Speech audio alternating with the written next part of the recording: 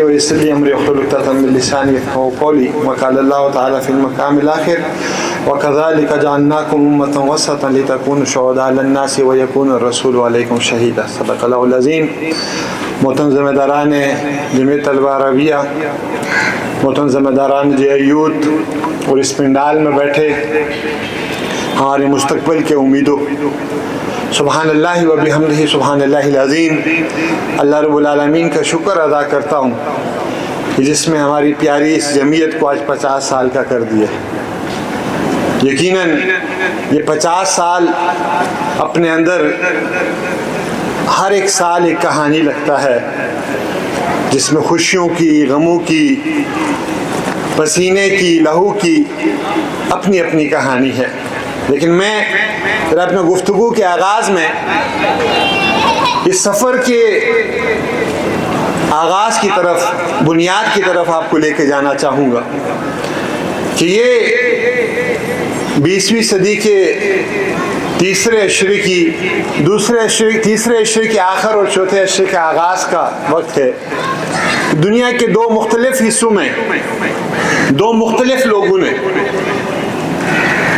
ایک ہی نظریے کی بات کی، ایک ہی سوچ کی بات کی. یہ دونوں ایک دوسرے کو جانتے نہیں تھے، ان دونوں کا آپس میں کوئی بلڈ ریلیشن بھی نہیں تھی. یہ ایک دوسرے کی فکر کے بارے میں نابلد تھے، لیکن دونوں نے ایک ہی بات کی. ایک مصر کے صحراؤں میں اور ایک ہندوستان میں.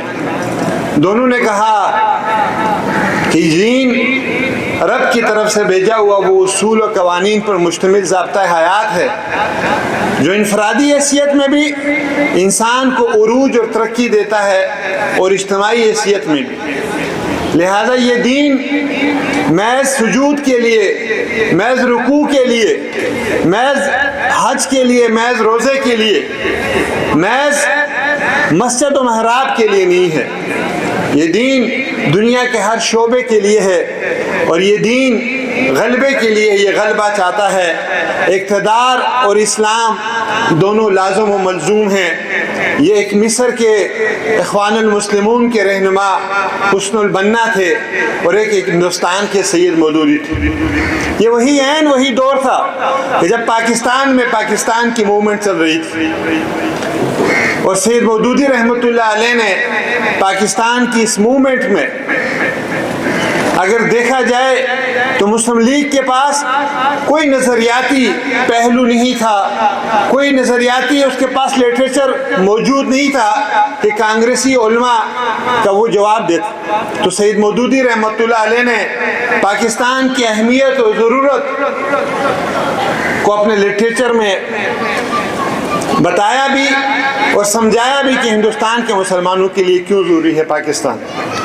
اور مسئلہ قومیت نامی وہ کتابچہ اگر آپ لوگوں نے پڑھا ہو، اگر نہیں پڑھا تو ضرور پڑھیں. انہوں نے کہا اس پورے ہندوستان کے مقابلے میں اگر 1 گز زمین بھی ہو اور وہاں پر ہم اللہ کی دین کو صحیح معنوں میں غالب کر سکیں تو پورے کے پورے ہندوستان پہ ہم اس کو ترجیح دیں گے. اور جب یہ پاکستان بنا تو انہوں نے کہا کہ اللہ کے نبی صلی اللہ علیہ وسلم نے مکے سے مدینے ہجرت کی تھی ایک اسلامی ریاست کی بنیاد کے لیے. ہم نے ہندوستان سے پاکستان ہجرت کی. جب پاکستان بن گیا ان نے خطبات بھی دیے کہ اس پاکستان کا اسلامی نظام کیسا ہونا چاہیے. تھوڑا سا پیچھے چلوں کہ لوگوں نے کہا کہ یہ جو لوگ ہیں جو پاکستان کی موومنٹ چلا رہے ہیں، یہ خود اسلام سے نابلد ہیں. یہ بات قائد اعظم سے بھی ڈسکس کی گئی تو قائد اعظم نے کہا کہ پاکستان بننے دیں، اس کے بعد پاکستان میں وہ اسلامی نظام آپ قائم کیجئے گا. پاکستان بن گیا، اس نظام کو چلانے کے لیے لوگ نہیں تھے، ان لوگوں کی تیاری مقصود تھی. تو جب کالجز اور یونیورسٹیز اور سکولز کی طرف سید مودودی رحمۃ اللہ علیہ نے رجوع کیا، اس کے نظام تعلیم کو دیکھا تو لارڈ مکالے کا نظام تعلیم تھا، جس کو دیکھ کر سید مودودی چیخ اٹھے کہ یہ وہ نظام تعلیم ہے جسے ادنے سے اعلیٰ سے اعلیٰ مقتدی تو نہیں کر سکتا ہے، لیکن ادنے سے ادنا امام نہیں نکل سکتا. اس لارڈ مکالے کے نظام سے نکلنے والا فرد، اس کا امام مغرب کا نوجوان ہوگا. یہ اس کا مقتدی ہوگا، یہ اس کا پیروکار ہوگا. اور ہم نے پاکستان اس لیے بنایا کہ یہ پاکستان دنیا کا امام بن سکے ہر محاذ پہ، چاہے وہ معاشی ہو، سیاسی ہو، علمی ہو، تحقیقی ہو، ہر محاذ پہ. پاکستان کے گورنمنٹ سیکٹر کے یا آپ کے لیے کالجز اور یونیورسٹیز میں یہ سسٹم موجود نہیں. انہوں نے کہا ذرا دیکھتے ہیں کہ دینی علوم کو، وہاں تو دین سے محبت کرنے والے لوگ ہیں. جب انہوں نے دین مدارس کو دیکھا، وہاں کے نصاب کو دیکھا، تو 21ویں صدی کے چیلنجز کے لیے 12ویں صدی کے ملا نکل رہے تھے وہاں سے. تو سید مودودی چیخ اٹھے کہ یہ بھی جو لوگ ہیں یہ اس پاکستان کو جس مقصد کے لیے بنایا جا رہا ہے اس کو پورا نہیں کر سکیں گے. تو لہٰذا پہلے اسلامی جمعیت طلبہ کی داغ بیل ڈالی گئی اور یہ کہا گیا کہ یہ دونوں جگہوں پہ گورنمنٹ کے تعلیمی اداروں میں بھی اور مدارس میں بھی کام کرے گی. لیکن جمعیت وہ مقصد شاید پورا نہیں کر سکی. یہی وجہ ہے کہ چند سالوں بعد جمعیت طلبہ عربیہ کی بھی بنیاد ڈالی گئی اور 3 بنیادی مقاصد طے کیے گئے. ایک یہ کہ اسلام چونکہ رب کا بتایا ہوا نظام ہے جس نے دنیا کے مسائل کو حل کرنا ہے، لہذا اس کو اقتدار چاہیے، اور پاکستان میں اسلامی نظام کی جدوجہد ہمارا مقصد ہے. اور یہ بھی کہا گیا کہ اللہ رب العالمین کی سنت ہے کہ اس دنیا کی امامت اسی کو دیتا ہے جو علم و تحقیق کے اندر دنیا میں سب سے آگے ہوتا ہے. لہذا دنیا بنیادی مقصد جمعیت طلبہ عربیہ کا یہ قرار دیا گیا کہ تحقیق کے اندر یہ لوگ باقی لوگوں سے آگے ہوں گے. اور تیسرا مقصد یہ قرار دیا گیا کہ طلبہ حقوق کی جنگ لڑیں گے. میرے بھائیو اور دوستو، 50 سال گزر گئے. 50 سالوں میں جمعیت طلبہ عربیہ نے وہ فرض بھی نبھائے ہیں جو اس پہ فرض نہیں تھے. انہیں تو یہاں پاکستان کے اندر جدوجہد کرنی تھی، یہاں ایسے چہروں کو تیار کرنا تھا، ایسے افراد کو تیار کرنا تھا جو اسلام کے نظام کے لیے جدوجہد کر سکے. لیکن جب تحریک نے ان کو حکم کیا تو افغانستان کی گھاٹیوں میں بھی یہ لڑے، کشمیر کے مرغزاروں اور پہاڑوں میں بھی لڑے اور اپنا گرم گرم لہو پیش کیا. تو سلام عقیدت ہے جمعیت طلبہ عربیہ اور اس کی قیادت کو کہ جس نے بخوبی اپنی ذمہ داریوں کو ادا کیا. آخری 2-3 منٹ میں جو بات کروں گا، مجھے معلوم ہے کہ ہزاروں صابقین ہیں جمعیت طلبہ عربیہ کے، اس اسلامی جمعیت طلبہ کے ہیں. تحریک اسلامی نے بے بہا کامیابیاں سمیٹی ہے. تحریک اسلامی نے پوری دنیا کو اسلام کا صحیح تصور دیا اور کئی صدیوں بعد دیا. تحریک اسلامی نے پاکستانیوں کو سمجھایا کہ دین دراصل ہے کیا، دین اور مذہب میں فرق کیا ہے، مذہب اور شریعت میں فرق کیا ہے. دین کو اقتدار میں لانا سمجھایا. لیکن ایک ایسی ناکامی ہے جو ان تمام کی تمام کامیابیوں کو پس پش ڈال دیتی ہے، اور وہ ناکامی سیاسی ناکامی ہے. میرے بھائیو اور دوستو، بزرگوں اور سابقین جمعیت، ہم لوگ جب جمعیت سے فارغ ہوتے ہیں تو اپنی اپنی دنیا میں گم ہو جاتے ہیں. کسی نے کوئی ادارہ بنا دیا تو اسی ادارے کا ہو گیا، کوئی کی پروفیسر لگ گیا تو اسی یونیورسٹی کا ہو گیا، کوئی کسی گورنمنٹ ٹیچر لگ گیا تو وہاں، اور کسی نے کاروبار شروع کر دیا تو اپنی ایک چھوٹی سی دنیا بسا. ایسا نہیں ہے. ہم نے جو ٹائم اسلامی جمعیت طلبہ یا جمعیت طلبہ عربیہ میں گزارا ہے وہ بیسیکلی وہ سکلز حاصل کی ہیں، زندگی کا مقصد حاصل کیا ہے جو عملی زندگی میں اس پہ ہم نے عمل کرنا تھا. لیکن عملی زندگی میں ہم یہ سمجھ بیٹھے ہیں کہ ہم اس کو بھول جاتے ہیں. اگر رکن بن گئے، زیادہ سے زیادہ جماعت کے اجتماعی ارکان میں شرکت کر دی، امیر بن گئے، یہ بھی ایک مقصد ہے. لیکن اس سے بڑا مقصد یہ ہے کہ ہم پولیٹیکلی جماعت اسلامی کو اسٹرینتھن کریں، اپنے خاندان کو اپنے ساتھ ملائیں.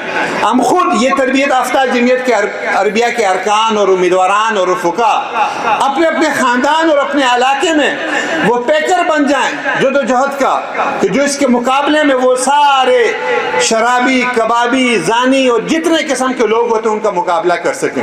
لیکن اس محاذ پہ شاید ہم کوئی ڈرے ڈرے سے رہتے ہیں، ہم کچھ سہمے سہمے سے لگتے ہیں، اور یہ وہ محاذ ہے جس کے لیے ہم نے تیار ہونا ہے.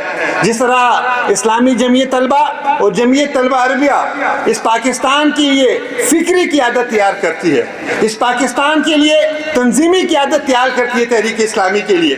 جی آئی یوتھ دراصل معاشرے کی اس فطری قیادت کا نام ہے جو دڑوں میں سے نکال کر، جو گاؤں اور دیہاتوں میں سے نکال کر، گلی اور محلوں سے نکال کر ہم تحریک اسلامی کے پشت پہ کھڑا کرتے ہیں۔ ہمیں ضرورت ہے جمعیت طلبہ عربیہ کے ان صابقین کی کہ ہر محاذ پہ آئے اور یوتھ کا حصہ بنے۔